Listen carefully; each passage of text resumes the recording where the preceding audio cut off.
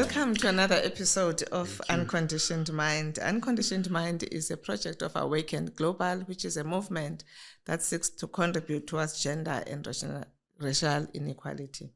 And in this season, we're dealing with a very important topic, entrepreneurship and personal development, which really talks to owning our own economic transformation as Black people. Yes. Also very passionate about women. I have an exciting guest today, Lincoln Mali, who is like a brother to me. Young brother, of course, to me. And maybe, Lincoln, you can just start by introducing yourself, just telling us where you are now. Then we'll delve into your career. Yes. My name is Lincoln Mali. I'm honored to be here. I followed your program and your movement, and I'm a passionate supporter. And I am married to Sva Mali. We've been married now close to 27 years. Wow! 3 children, Ulishe, Wamara, and Liam. And I was born in the Eastern Cape, in Port Elizabeth, and I am also a founder of the Lincoln Mali Leadership Foundation that gives me an opportunity to plow back into society. And currently, I'm the Chief Energy Officer or Chief Engagement Officer or CEO for Lisaka Technologies, which is the largest fintech in Southern Africa. Wow. Yeah. I always feel so blessed to see people who've been married for a long time, who have made a success of marriage, because it's a journey. It's really difficult to do that nowadays. Yes. So, Lincoln, just take us back to those early days. You're a young professional. If you've got stories of resilience that you can share around your studies also, that would be good. Yes. But how do you break through as a young professional to start that career journey? Take us back there. First, if I just take you to my early years, I had a troubled youth in the sense that I was expelled from school at 18. I was in and out of jail. I was trying to leave the country. And I was part of a group of very angry young people. All we wanted to do was to bring the apartheid system down and make the country ungovernable. But my father intervened and kind of challenged me and asked to say, it's not the size of the stone I can throw against the police or the potency of the petrol bomb I can throw against the army. It's the quality of education I can get. It's the values I can imbibe. It's me being a version of the future I want to build. And that challenged me to change the way I saw the world. Up until then, I'd been in leadership positions, but I was not a leader. Okay. So he got me to understand the enormous responsibility of leadership at a very, very young age. So when I got to varsity, unfortunately, I was still in trouble. I got a suspended expulsion, but still persevered until I was able to pass. Then working in an environment where I was in a law firm and quit the law firm because I thought it was not challenging enough, and joined the then Nelson Mandela government at a very young age. And the first big challenge was, how do I as a young person learn from all of the older people I was working with whilst bringing my new ideas? So when I started, I probably said a lot of things I shouldn't have said. But there were people that were patient with me, that understood and that listened. Okay. People like Dr. Chabani Manganyi, who's now late. People like, Homocho Moja. All of those people I learned from enabled me to broaden my horizon. And then I got an opportunity to go work in the Banking Association or the Banking Council under Bob Tucker. Again, here I was, who came from completely outside the private sector. Now having to understand banking while trying to change it. So what did you study? So I studied law. And again, the decision to study law was taken when I was in prison. I thought that the injustices I saw where I could then, respond and contribute. But after a year of So how did you get into banking as a lawyer? So part of the thing I always tell young people is that whatever degree you have is the foundation, because you don't know where your path may lead. The foundation is important. Some people are lucky enough to study economics and end up being an economist, study accounting and end up being a chartered accountant, and. But other people don't have that opportunity. So broaden your horizon. Okay. And so in many instances in my career and my life, I have had people who watch what I do when I don't see. Okay. And it's something I always say to people, please know whatever you say and do, somebody's watching. Either you are destroying your reputation or you're building it. If you do things because of the right reasons, the right people will notice. And that's been my journey. So I was recommended to Bob Tucker by Sis Sheila Sisulu. I didn't know Bob Tucker. And Bob Tucker and I spoke for half a day and persuaded me to leave government and join the Banking Association. And I was there basically being the person who represents all the banks. Okay. And I had such an opportunity to sit in board meetings with some of the doyens of banking, who were CEOs of ABSA, CEOs of Standard Bank, Nedbank, and all of that at the time. Wow. And How I old was were learning. you then? I was very, very young, maybe Sure. 27, 28. I was Gee. very, very young, but I was learning all the time, because one of the things that had happened was I learned a lot from older people that came from Robben Island, to try and always know where to put an emphasis. Sometimes I have to be loud, sometimes I have to be soft. Sometimes I have to be in the lead, sometimes I have to be in support. So there are times where I was getting into the environment, I was learning. So there was not big currency in what I had to say. Okay. But in learning, I get more currency, because I could say, I've learned all these things, but what about this? What about that? What about that? And those are the things. So people like Viv Bartlett, FNB at the time, Jaco Marie, those were the CEOs of banks at the time. And I sat in the same meetings. Wow. But invisible to them, but also visible, because they could give time and I could listen. Yes. But with time, I got the confidence to start to contribute and learn, and I could make my voice heard. I mean, those opportunities that, just God opens for you, and you're just blessed to have had such an opportunity to be in those meetings. I mean, as Black people, remember, we've grown up in backgrounds where you didn't have that. You could be a law student and your father is a judge or whatever, or your father is a CEO. So you actually got such an opportunity to interact at that level at a young age. These were great and what did you do opportunities. with this gift now? Because we can have these gifts and just waste them. Yes, I observed a lot. I watched each and every one of them. I didn't know at the time that one day I would be a CEO. I didn't have ambitions of a position, but I was passionate about leadership. So I could tell you that this one is like this one is like this. I could listen to them in meetings. I could see how Bob Tucker prepared for board meetings. I could see him go and meet all of the CEOs. By the time the board meeting is there, most of the things are all dealt. And I saw how he taught how to deal with the board. I didn't know later in my life I would deal with board members. But now when I think back, it's lessons I'd learned from Bob.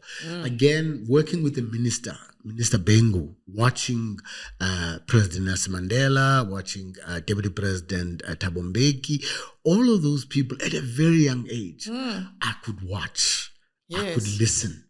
I used to write speeches for the minister. Now again, you learn a lot, because the speech of the minister is the speech of the minister. Yes. The person who wrote it doesn't exist. Exactly. Right? So you learn the humility about when the minister speaks, it's the minister who's spoken. You were writing the speech. The speech has to be so right, because you have to take all sorts of consideration into put this into the speech of the minister. Yet on the other hand, when there's a press conference and you are the spokesperson, you're now in the front. The minister is not there. How do you represent the ideas of the current government, the ideas of the constitution and all of that in dealing with a very complex issue, which was education at the time? So all of these were preparatory things for where I am today. Okay. So what happened then from there? So I then got a call one day after I'd spent time at the Banking Association. I got a call from a guy called Sim Chabalala. Sim and I had been at varsity together. We were student leaders together. And when I first got to Joburg, I stayed at Sim's place. So we were friends, but we hadn't seen each other in probably a couple of months. And he said, I want to meet you. So when I see somebody I haven't seen in a long time, I put them through what I call the Lincoln test. In other words, have they changed? Are they now more pompous? Are they going to tell me how much money they've made? But I found Sim to be exactly the same person who was when he was at varsity. And he said to me, come to Standard Bank. I'm like, why? He tried to give me a politically correct answer until in the end he said, look, I've challenged the people at the bank that there are not enough black people. And he just joined maybe 6 or 8 months before. I said, Sim, then? He said, then they said, yeah, no, Sim, we can't find them. So please bring us black people. So Sim said, what do you mean you can't find black people? And he says, actually, you are my first person that I thought of. I said, but Sim, we've never worked together, right? He says, but I know you. So again, there's always somebody watching what you do. Oh, wow. So Sim asked me to go. I met Ben Kruger. I met Chris Newson and other leaders. And I was struck by Ben Kruger. I was struck by his humility. I was struck by the way he thought about people. And I was like, I'm sold. Okay. And so began a journey of 20 years at Standard Bank, traveling the length and breadth of the country, going to places like Nigeria. You know, Nigeria has got 36 provinces. I was able to go to 28. Sure. Right? Just going there on the ground, building a retail bank from the ground up. So when I was looking at the results of the Standard Bank Group and looking at what the Africa Group now is contributing, we started those journeys in different countries where Sim had asked me to run 2 of the countries. Now, up until then, I'd never even run a spaza shop. I'd never even had a vet job, right? Except for the time when myself and Fusili were growing up and we needed to go and work when we were on holiday. That was my version of work. So I was like, how am I going to run 2 banks in 2 different countries? But again, I learned a lot because now I was leading bankers who were seasoned in different countries. And I learned a lot. The humility, the learning, the listening, courage to make decisions, taking people across with you. And I was able to make changes that were so fundamental. When I look back, it is scary, but at the time, I was young. And you must never lose that courage to take on difficulties. And then one day, Sim asked us to go to Zimbabwe. I'm like, but that's not in my portfolio. But, you know, he's the boss, we go. And then on the plane, he says, I just want to tell you, we're going to Zimbabwe, we're going to meet the governor of the Reserve Bank. And the reason for that is that the entire board has resigned in our bank in Zimbabwe. And there is no management team, and we are in all the newspapers. We went, met the governor, and he lambasted us. We were young executives. And we went there to see the head of banking supervision. She lambasted us. After we finished, then Sim said, please phone home. You will not go back to South Africa. Fix this, reconstitute the board, reconstitute the management, and only come back to South Africa when it's fixed. And again, there was a challenge. You know, you got thrown in the deep end. And after 3 weeks, we were able to appoint Pindi Nyandoro as the first woman CEO of the bank in 2002, I think it was, right? And reconstituted the board with some amazing Zimbabweans, but recalibrated the relationship between countries and head office. Because what had happened was that head office had appointed a CEO without going through the board. And the board resigned as a matter of right. principle. Wow. So now I had to go to each and every board member. And the most profound conversation was with an old man, Sanyanga, who was the chairman of the board. Spent half a day trying to persuade him. In the end, he said, I believe you. But as a matter of principle, I will not go back. But I will call the other board members and tell them you're coming. If you can tell them the same thing you've told me, they will come back, will reconstitute the board.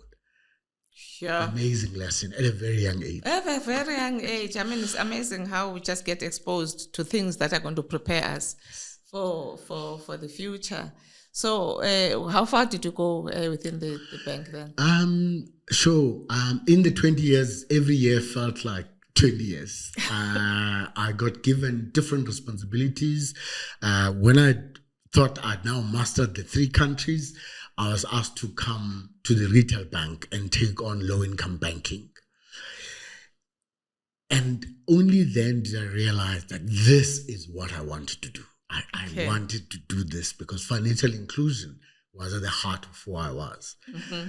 But we made a lot of changes. We brought ATMs to townships. We built branches in townships. We grew the business, partnered with African Bank, did lending. So Standard Bank at the time were the pioneers of doing banking with Black people. Wow. In 94, 97, all those times. Mm. But unfortunately, my biggest failure in my career was that I couldn't take the bank to the next level.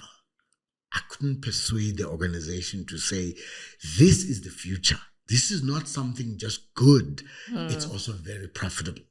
Okay. Take it to the next level.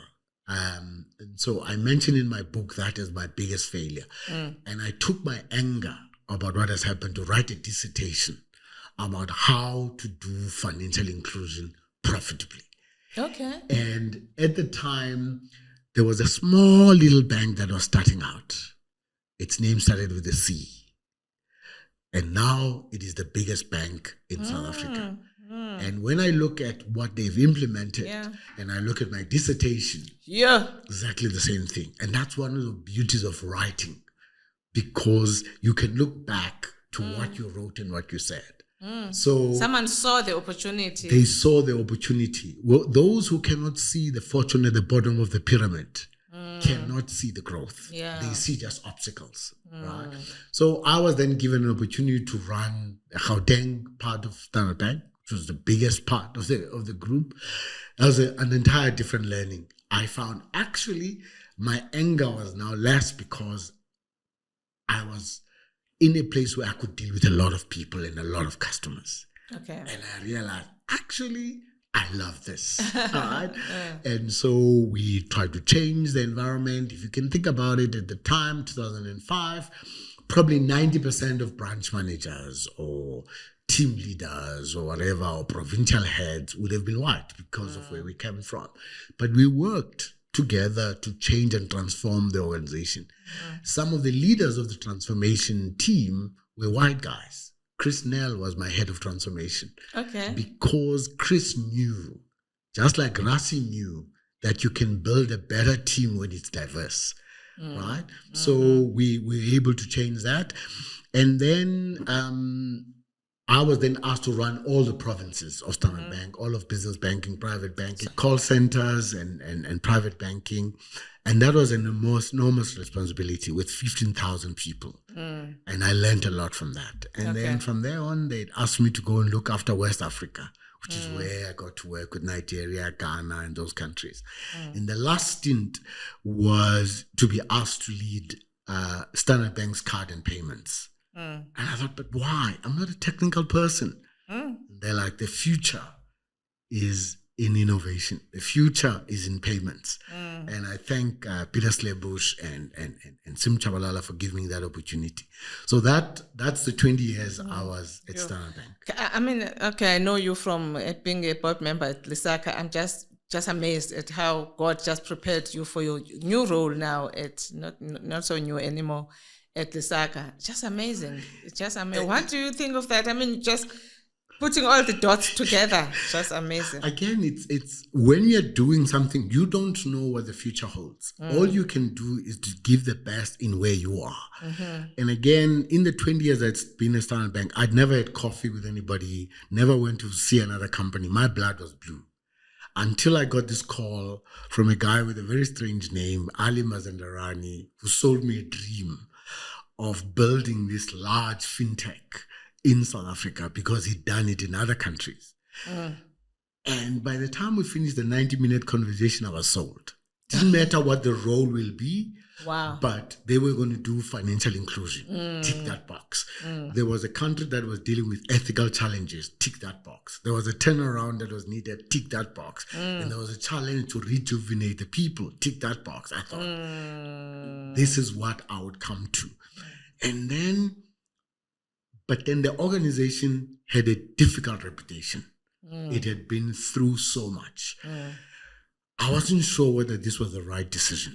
But when I looked at the board and I said to myself, why would all these accomplished people give their reputation to this? Anthony Ball, Jabu Mabuza, Kuben Pillay, and all those people. But at the time, the organization was unprofitable. It was burning cash every month. We literally met every week. And myself and Chris Meyer, we went on this journey to rejuvenate the organization. The first 18 months were painful. They were difficult. There were times I would drive home and just cry. But because I couldn't show my pain at home, I would just park on the side of the road and cry.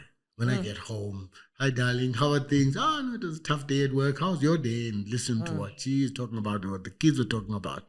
Then I get back to work and it was difficult. We had to change an entire business model. And within that same time, the board says, oh, go buy another company. With what time? When? How do you go to another company and say, oh, hello, we are unprofitable, we're burning cash, we've got a bad reputation, but we want to buy you. So we went through that. And that was another change in my life, where now I was part of a team buying entrepreneurs' businesses. Every entrepreneur will tell you they guard their business with their life. Now you have to persuade them to join you into something bigger, yet you give them the autonomy to continue to be that thing that's still young and dynamic. So it's been a remarkable 3.5 years of being at Lesaka, from that difficult company with all of its challenges to now being the biggest fintech in South Africa. Wow, amazing journey. I mean, amazing preparation. So now let's talk about, Black people struggle in corporate. They struggle to get ahead. They have to navigate very difficult spaces. And this is something that you have personally experienced and done. How did you do it? And what advice do you have to them in terms of navigating these spaces? Susnongo, I would have thought your generation and the fights you had would have created an environment where we didn't have to have those fights. But the reality is the status quo is very dominant. And sometimes people that are in a dominating group do not see that they are dominant. Yes. And so what we've had to do is to accept the cards as they are, then change them. Part of many people's problems is to keep in being denial that there are these challenges ahead. And so what people do is to lament about the problems. The problems are there. Yes. What are you going to do about them? So I chose from a very early age of my leadership journey to be different. I chose to be who I am and not to sell my soul to a corporate environment. And it was hard because people are like, everybody else is doing this. Why are you doing things this way? But I know how I was raised. I was raised to be who I am. My parents always insisted on excellence in whatever I did. So if I'm not excellent, I'm giving ammunition to those who are going to be detractors. 2, hard work. I needed to know I'm going to work hard. The fact that I have to work double hard than anybody else, it's part of what I have to deal with. Because if I'm not working hard, I'm giving ammunition to others. Thirdly, I have to treat everybody the same, with respect and dignity, regardless of who they are. And then the last one is bring about change. Don't shout about change that is big, that changes everywhere. In this environment I'm in, people have got to say, what's different there? Yes. Then they give you another responsibility. You make changes there. So that's how I've progressed. And I found that my level of influence then started to grow. Okay. One of the things that Sim Chabalala said to me when I joined, he said, you know, Lincoln, when you join, you have very little airtime. Yes. What you put on the table and what you produce will give you more airtime. By the time I left Standard Bank, after 20 years, I had more airtime. Okay. I could fight and win more battles. So my advice to people is to say, of course, we have to change the status quo holistically. Yet, whilst we're dealing with the holistic, what's in front of you? What are you doing? Are you the best in your environment? Are you producing the results and all of that? Then I want to maybe create a problem in your viewers' minds. There is this issue of I am black and I'm proud. Yes. But I have to build a diverse team. Yes. Those two things are not in conflict. Right? Because I accept who I am. Yes. But I want to lead the most diverse team whilst driving economic transformation and black transformation and black advancement very openly. The same way as when Rasi takes on the Springboks, he says, I'm gonna focus on three things: winning, squad depth, and transformation. And he's delivered on all three. Because the two are not juxtaposed. So what happens is that some people say, hey, I don't want to talk about black issues, otherwise I will not succeed. Yes. I disagree. Or others will say, all I want to do is to talk about black issues. Yes. Oh yeah, but the business is not performing. Or you're a bad manager. So the fact that you're black or you're a woman doesn't make you immune from being a bad manager or a bad performer. So I want to be a wonderful performer, an excellent performer who proudly happens to be black. Yeah, right. Yeah. So I wanted to problematize it. Right? Similarly, with the issue of gender, again, I cannot be a woman, but I can choose to be a gender activist. That I'm very clear that in my environment, I will champion the cause of women because I can see what patriarchy has done. I can see what an environment that is not catering for women to advance. It doesn't mean I will not give opportunity to young men. It means that I create an environment where the group that is worse affected is given more latitude and space for growth. That's being conscious. But I'm not going to change and be a woman because this is who I am, but the environment. Similarly, how I raise my children. I don't want my two daughters to be at a disadvantage and my son to be at an advantage simply because of his gender. I want my daughters to be fiercely independent. I want them to be assertive. I want them to be go-getters. I want to create the same environment in the workplace where women can grow and succeed. So those are, people see them as controversial things, but I don't think they are because I go back to my values. The way I was brought up was to see the full spectrum of people, both in terms of gender and race, but be very conscious of my obligations to make change as our constitution enjoins us. I mean, you spoke about you have to be yourself. How do we achieve that in an environment where there's an expectation to fit into a certain stereotype? How did you remain true to yourself and not upset the status quo or the environment? How did you achieve that? I think you will upset the status quo There's no doubt. You will upset the status quo. You got to take that as given. Okay. But you're not upsetting the status quo for the fun of it. There is a cause. There is things that you think you have to drive, and you drive them the best of your ability with the best intentions, which you explain to everybody.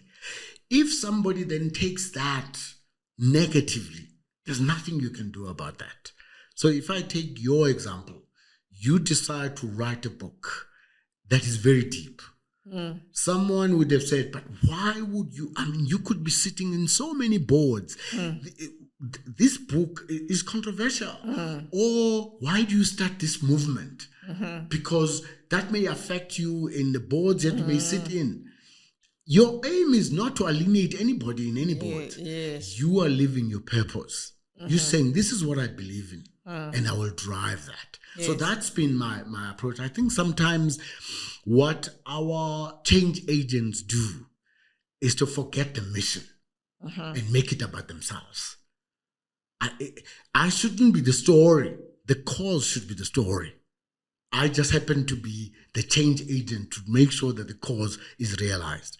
The time I become the name and the cause, I think I've lost the plot somewhere, because either I'm not being effective and I've got too much drama and I'm making it about myself. Or sometimes I have not gone to persuade. I've not gone to engage. I just want to throw accusations. I just want to, you had an amazing conversation the other time where you got people to talk about race. And you included every race in the conversation. Now, somebody else doesn't do that. They go on social media and lambast other races. Yes. That's not engagement. Who are you engaging? Yeah. Engage people, put your ideas on the table and persuade and win. Okay. That's my view. Yeah. So you don't have to compromise yourself in trying to fit in. You can still be yourself and change the environment for good. Oh, okay. Absolutely. That's good. Now let's talk about leadership. You've led people. You've also been, a leader. I find that sometimes the dynamics in those relationships can be create a big problem for one. How have you experienced, for instance, being led, and how have you made a success of your career in terms of being led, and later then talk about what kind of leader are you? How have you led others? Yes. Both mistakes and successes. Yeah. So I think I start with the thing that it's difficult for somebody to be a leader if you cannot be led. It's also difficult for you to bring about change if you can't change yourself. Difficult to contemplate of giving feedback if you can't receive feedback. So for me, my entire life has been that journey of being led by a number of different people, getting feedback, guidance, and all of that to get to the point that I am today. Yes. I'm still work in progress, but I have had amazing leaders, both in my life, in my social life, and all of that you look up to, and you wonder, you worry, and you're like, am I up to the standard?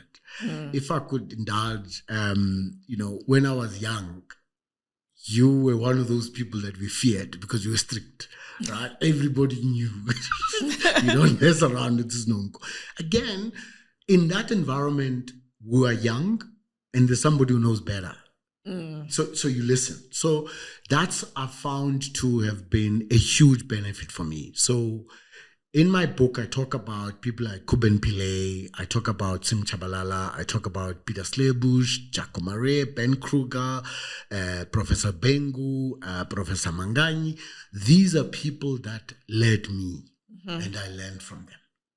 And so when I now was in positions of leadership, I was grappling with the philosophy of what would be my leadership ethos. Yes. And I couldn't find something in all of the business schools I went to that resonated with me. Until I then realized, no, man, I've missed leadership that was in plain sight. And when I think back, my parents, my sports coaches, my priests, relatives, and others who epitomized everything that was in leadership. I learned from those people. And I always challenge people to say, go back to your township or village, wherever you come from, and go look at your teacher or principal, or whatever, or priest. They may not have moved up the economic ladder, but when they see you, their face lights up. Yes. Because their calling was to produce people like you. I wanted to be that leader that produces other leaders. Okay. And so I became intentional about molding the next generation of leaders in whatever I did. And so when I look back at my leadership journey, I don't measure it on the accomplishments, the corporate accomplishments. I look at the people I've worked with and see what they've attained from a professional and personal relationship. When I get a call like 2 days ago from one of the brightest people I've worked with, and she tells me that she's had a baby. I mean, the joy, the emotion, nobody can put a price to that. When I see another colleague I worked with being rated top CEO of a bank in Zambia, when another colleague I've worked with being rated top leader in Ghana, there are countless of those people. That for me has given me the greatest joy. Okay. That's given me the greatest joy. So if I look at probably the biggest mistake was when you are so convinced that you're right, that you don't see the dangers that you're bringing to an organization or an institution because you're obsessed about being right. Yes. So there was an incident where, again, because of my obsession with financial inclusion, that we went out and took the bank to townships. Our staff left their branches. We left skeleton staff because most of the time during the day, during the week, there's not a lot of people in branches. And we wanted to grow the book. So we took our staff into the township. They called them local market initiatives. When the staff were teasing me, they were calling them Lincoln Mali initiatives. We were out there opening accounts with people on the ground in the townships where they are. They didn't have to take 2 taxis to open an account. We could open the accounts there. But the interpretation of KYC at the time was very narrow. And so the people in compliance and risk kept on saying these accounts are non-compliant. My argument, it could never have been contemplated by the legislature to deny people access because we're there, we've opened the account, we see where the people are staying. No, you must go and get somebody, get a counselor to sign. I'm like, you are creating barriers for people to get access. So when I left, I was now promoted working on the continent. I think close to 800,000 of those accounts were closed. Oh no, wow. Because of that. Because of KYC. Now, I then got to Nigeria. And as I started, the team there was grumpy because there was a KYC there. And I'd learned my lessons. I said, guys, let's comply. Philosophically, I knew I was right. But the law as it applied was KYC. But I kept on arguing that let's find a different way. And when Time Bank persuaded the same regulator that actually you can open an account in a kiosk, in any shop. Okay. I was right then. But yeah, you have to know your responsibilities. Even if I think I'm right. Yes. But what the law obtains at the time is how an organization should hold. I should have rather fought the change in the regulation and not much. You are right. Insist that I'm right and it's the right thing to do, but the wrong way of doing it. Exactly. So that was my biggest mistake. Wow. And learning from it. So learning from it. Yeah, because we don't learn from our mistakes. I had to learn from it. So when our CEO in Nigeria, Shola, and when she said, Lincoln, there shall be KYC, I'm like, Shola, I agree with you. I've come from that experience in South Africa. Okay, all right. What was your biggest success? Let me put it differently to say the success I'm probably most proud of is what we've done with Lisaka as the staff and board and our customers. We proved a theory I've always had. The theory I wrote about in my dissertation, we are able to now make it count. In the sense that you can have 1.3 million active customers that nobody saw as customers. Now they are customers. We invested in them. And 500,000 of them have a loan, a dignified loan in a reputable way. And about 400,000 of them have got an insurance. And their ratios are bigger than any other state in industry. Okay. In terms of claim ratios for insurance, in terms of loan loss ratio for loans, in terms of our staff ability to cross-sell, all of those things were done with the same people. That were dismissed before as if they're not possible to be customers. Those people have done that. And then when we did an engagement survey, we found close to 98% engagement. The same people that we went through a lot of pain with, because we took those people on our journey. Going to speak to them, getting them to know that they're human beings, my staff feeling that they are human beings, our customers feeling that they're human beings. The story is not done yet, but for me, that turnaround is the thing I'm most proud of.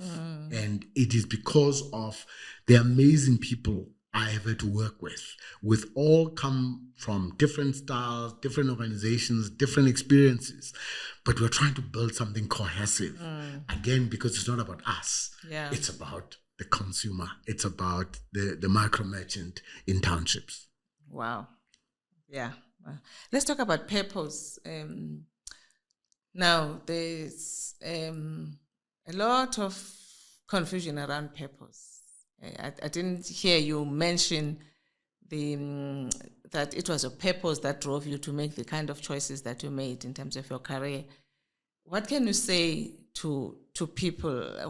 What have been your experience of this concept called purpose that is causing so much heartache generally? Purpose has always been personal. I hold myself internally to a standard of what that purpose is. When I'm asked, I can express what the purpose is. But what I'd really like to happen is for people to see the purpose in action rather than me professing the purpose. So my purpose is to make a difference in all aspects of my life, to make a real positive difference. So the way that manifests itself is to say, what difference am I making in my family? To my wife and to my kids, to my broader Mali family, to all my nieces and nephews. Are they saying, Uncle Lincoln, we know he is our role model. He is there for us to support us. In my company where I work, do people say, we didn't choose this guy as our chief engagement officer, but we're happy he's there? Does the board say the same thing? Do the shareholders who have to vote for us every year, right? Do they vote for us to continue to be on the board? Then in my community, am I an example that people can look up to? The people that were there in my growing up, when they look at me, do they say, we are proud to have been part of that journey? So that making a real difference in every aspect of my life helps me to live my life, always judging myself on the standards I've set for myself on that purpose. I find sometimes you have these two extremes. The one extreme are people who shout purpose, but dololo, follow up, right? Or others who say, I just want to make money. Don't tell me about purpose. I think that's short-sighted. I think that is dangerous for the country. And it's one of the things that saddens me when I look at what people spend on a Thursday, Friday, Saturday, Sunday. Huge amounts of money in some of the most impoverished environments. But then people cannot give 10 rands to the school where they went to study. They can't contribute 20 rand to take a kid to school or something like that. Then we always say we're looking at government or whoever to solve our problems. I think that there are many things that we can do if we're intentional. Yes. Whatever our purposes, declared or undeclared, are, the reality is that so much is saying we are not living up to that purpose. Because we're waiting for 5 years to say, in 5 years, we'll change the government, and that's it. Or in fact, we'll retain a government, whatever it is. But in the 5 years, all of us are being judged on what is our contribution in our own specific environments. That's the measurement I hope we can put to ourselves and put a mirror in front of ourselves. So what do you think then? I mean, I look at South Africa after 30 years of democracy. I look at the continent after many years of political freedom. And think to myself, countries have grown their economies and so on because of, innovative entrepreneurs who have come up with ideas like we are doing at Lesaka right now. What do you think is holding us back as Africans? What can be done? I think that the dynamism and the engine of growth are these entrepreneurs. I was at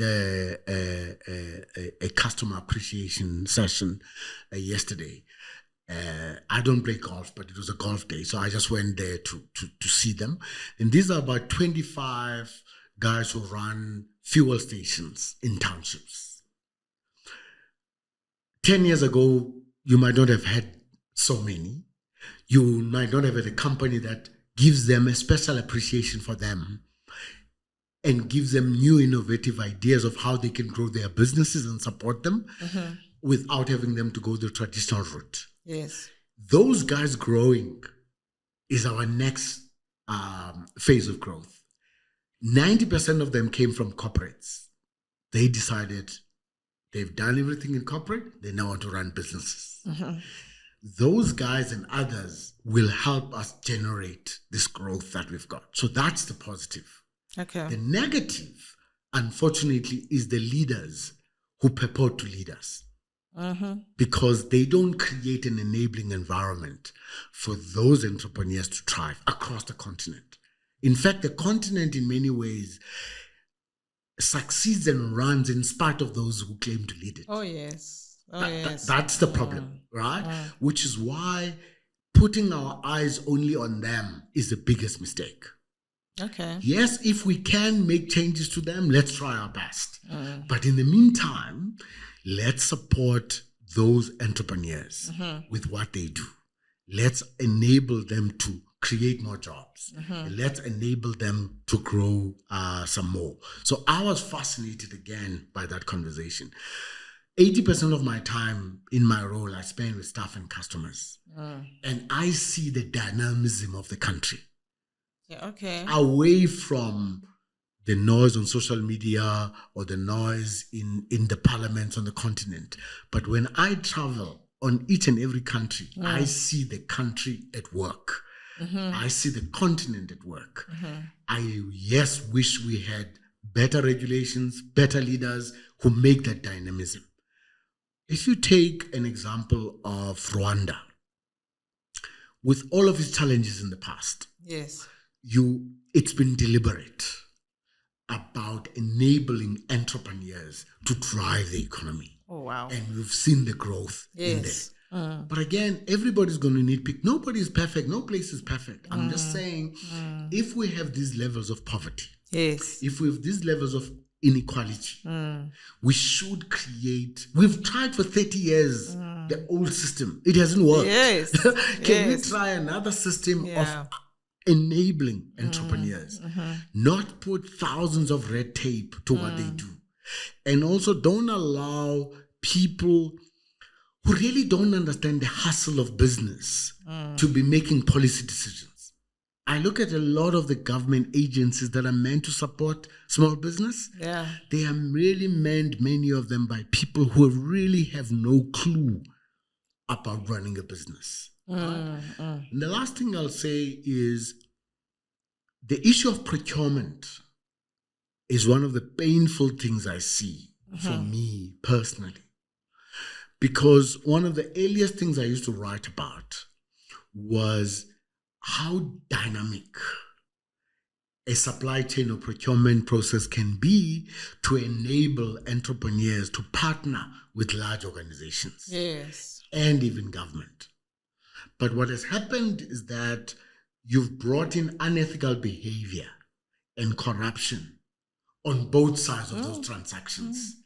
Then that diminishes the opportunity that's there with procurement, that I can be doing this and then supplying this organization. Yes. That organization gets a benefit and succeeds, and your organization succeeds. But if we contaminate the procurement process, that we're not choosing the best entrepreneur, that company doesn't get the right benefit and all of that. So on a personal note, I'm working with you and in Disaka, those are the things you've challenged us to say, don't tick the box. I want you to show me which entrepreneurs are you supporting. Are they real? Right? Are you putting Lisaka's money behind good entrepreneurs? That means the decisions we make at Lisaka about who to fund cannot have corruption in them. Yes. It can't be because I'm from the Eastern Cape, only Xhosa people are getting, procurement, or only Xhosa people are being given jobs. We gotta change those things because they are hurting. What sometimes happens is that people say, the problem in this country is corruption. I'm like, okay, if everybody is opposed to corruption, why is it growing? Exactly. So why is it growing? Because we look the other way when somebody is involved that we know. But I'm saying that that's one of the areas that could be dynamic. Yes. Franchise model is another dynamic because, again, you've got a large franchise that wants to grow and you get franchisees that want to grow. So there are these pockets that if we were to create people that can use smart partnerships, technology, smart people to enable these things to happen, we would be in a different place, which is, again, that leadership piece at a macro level. Wow. I mean, as we are speaking, I'm just thinking about, we didn't have the language that when we started that you are expressing here today, but we were entrepreneurs who wanted to make a difference, who wanted to prove that as a Black accountant, I can also build a big Black accounting firm like everybody else. And without the people who were our sponsors as we were trying to build, who were ethical people, who were committed to seeing economic transformation, who opened those doors for us at the time. And we watched ourselves grow from a small business to a medium-sized business to a large business because of those people who didn't expect anything back. I never had to worry about, it was only later, actually, when, I'm not going to say which era, but at that time we had grown enough to be able to walk away from things where no one asked me personally because they knew my values, but my colleagues would experience this here and there. But at that time I was sizable enough to be able to walk away from those things. But in those early days, I really want to commend those leaders at that time, whether you were in an executive position or a board member, who were so determined to see economic transformation. We need to go back there because we're able to build sustainable Black businesses because of them. And it really saddens me today that young people with ideas are not getting opportunities because they're not prepared to join that train that says we can get easy riches and things like that, which is really, really sad today. But I want you to just talk about your passion in developing, young leaders your foundation. Just share about some of the, I see them on social media. I'm like, how is this guy doing all of these things? Again, there were people who saw something in me when I didn't see it in myself. When I was in a dark space, when I was young, there were people who invested in me. My rugby coaches, Mrs. Mbopa, my school principal, all these people invested in me. I now needed to make sure I invest in others. So in my journey at work, all these years, I've just kept on producing many, many leaders. And they are all over, across the continent. And I'm proud of that. And I remain in contact with many of them. I don't call it mentorship. I just say, whenever there's something, text me, let's talk. You might want to send an email to your boss and put some colorful words, and maybe we'll just change the email and send the colorful things and whatever. So that's a big part. There's another part that I probably don't speak a lot about, which is helping a lot of young people who have got dissertations about business, masters and doctorate and honor students. They battle because they cannot find enough business people to talk to about their projects. So over the last 20 years, it became a specialty. I started with working with one or two people. Suddenly, I could help with a lot. If I could have the time, I could do more. And then in the foundation, we started being more deliberate. And one of our flagship programs is this Youth Leadership Summit, where we just wanted to focus on the future. It's important to honor the past, but we can't every time during June 16, we bring some guy who was shot in the bum in 1976 and he relays the story. Yes, that story is important, but where are we going? And so I wanted to get the top 250 young people from 21 to 35 engaging with the top senior leaders in the country. And you honored with us being part of that. And what it does for those young people is amazing. Last night I was in a conversation at Henley, and one of the young people stood up and said, I was in your youth summit.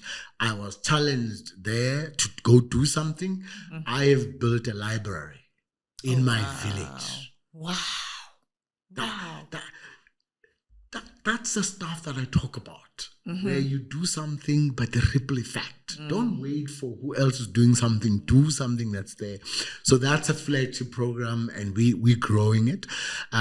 We got a cricket tournament for development in the rural areas. We've been doing that for 11 years. It's very successful in honor of my uncle, Ray Mali. And then in rugby, we've had this rugby tournament we've had now for 10 years. We started with 8 schools. This year, we had 24 schools and about 528 boys that participated in the tournament. And it culminated in an overseas trip where these kids could play in the top schools in the UK. Wow. Brighton College, Sutton Valence College, Tonbridge High. And this was mind-boggling at the invitation of Seven Oaks Rugby Football Club. But what has happened afterwards is what excites me even more. Next year, we are going to have 54 schools. What? 54 schools. We will now become the biggest tournament in South Africa. Just from a small thing. And so children from Queenstown, Alice, Case Kamawu, Grahamstown, and Kabeja will now participate in this tournament. And again, because of the success of the English trip, our boys have now been invited to go play at the Grey PE tournament and at the North versus South tournament, which is the most prestigious rugby tournament in Stellenbosch, and at Saints Festival here in Johannesburg. I know that one. The kids are now going to be playing in that environment. Wow. So now we will have 1,200 boys. And we are going to have the first girls tournament in September. Oh, wow. So all of these things have just grown. The book that I wrote, whose proceeds go to this work, has now become a bestseller. So all of those things fuel this work, and so it's something that really has given me so much joy. That also, like you, we use these platforms to influence. Yes. Because young people and young professionals have got so much to look at, right? And a lot of it has no value. Yeah. But we fighting for that 5% of attention. Yes. For somebody to say, let me go listen to this podcast, versus let me go look at this influencer and see what bag have they carried today, right? Yes. What's the value of that? Yeah. Right? So that Sis Nonku is giving me so much joy. And then watching my kids grow, because again, for me, the foundation has to be how my kids growing. Yes. How was the broader family, Mali family? Now, when kids do well in my family, kids want to let you know. They're like, no, please, I want Uncle Lincoln to know I passed. Wow. Then I will know how to reward them, because again, my grandfather and grandmother on both sides used to always, when we go, we have to show our report. And when we end of the holiday, we get something because we passed. And that's the same thing I want to do in the family, where there's always a sense of pride in achievement. Wow. Exciting. As we close, you always talk about, balance in terms of, women. Women are the ones who are trying to balance career and family responsibilities. How have you been able to find that balance in your own life?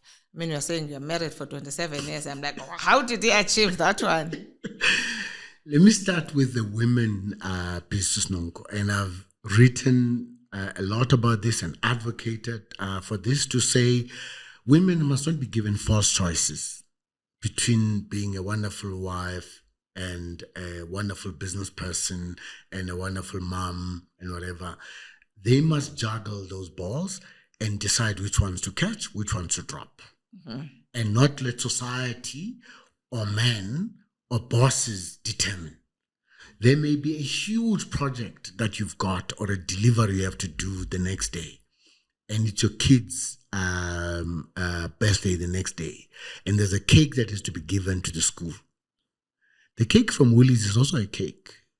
If you decide to go and buy the cake from Woolies and drop it at the school, it's okay. Why is somebody else who's in a different environment, maybe who is a stay-at-home mom, who can bake the cake? That's okay for them. It doesn't mean that everybody's going to be the same. Okay. So one of those lessons I learned the hard way, coming to your second part of your question, where Zwa and I met at Varsity at Rhodes, so we've grown up together. I knew her brilliance, I knew her capability, so I've always been, supporting her and whatever. And then there was this top job during the 2010 World Cup, which was to manage all the functions of the World Cup. So she was the number 2 and was basically running those things, but she wasn't the top person. And the top person had a mental breakdown. And I was supporting her to take the top job. She said, no, I will not. I was disappointed. And then she scolded me to say, I'm not all the people you are encouraging to be the top CEO. That's not my path. Okay. My path is I want to raise my kids. That's my priority. So when she quit her work afterwards, I was like, okay, we've grown in a 2-salary arrangement. What are we going to do now? So we had to figure it out. And the figuring out was, again, continue to put her at the center of our finances. So nothing could change. So that the kids know, if they want something, they don't come to me, they go to her. Family members know she makes all the decisions. So that was important for her self-esteem and her confidence and all of that. Then 2 things then I'll say. One is, at the right time, she was now ready to run her business because the kids had grown. She now wanted another part of her life. So the foundation work and her work at Liamara is now what fulfills her. Because I've said to her, probably in the next 5 years, my career will plateau. And she can then continue with her business and we can continue with the foundation. But the last thing I'll say is that I learned some valuable lessons, and I learned them very painfully, is that I used to profess that I'm this guy who's got a balanced life and I'm there for the family and da-da-da-da-da. But in reality, I was comparing myself with the worst. So I was the best among the worst. I was not up to my family's expectation. Okay. And so I found myself at Harvard Business School, and Professor Clay Christensen told the story of his class that was now meeting after 25 years. But many of them were successful, but they were lonely. They were estranged from their families. Wow. And he asked us this question: how will you measure your life? In that little room, I looked at my life, and I'd been moving up the corporate ladder so fast. But what I said and what I did was very different.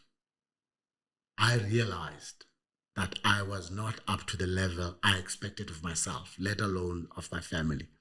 So when the class asked me to be the class speaker at the end of the program, I wrote about a more balanced scorecard. Zva and the kids were not asking me to travel less. They were not asking me to work less harder. They were saying, be deliberate. Okay. It's our time.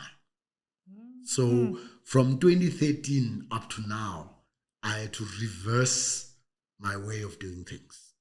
I could have lost what I kept on saying is the most important thing, which is my family, because I was chasing the next big project, the next big dream, and so on. So I found so much joy that I can still achieve these things, but I'm taking my family with me. And that's been a huge journey of reflection, a huge journey of finding yourself and being introspective, that I could have done things. To give you an example, Zva would say, I dropped off the kids at school and I saw Sim Chabalala and Peter Slebush there.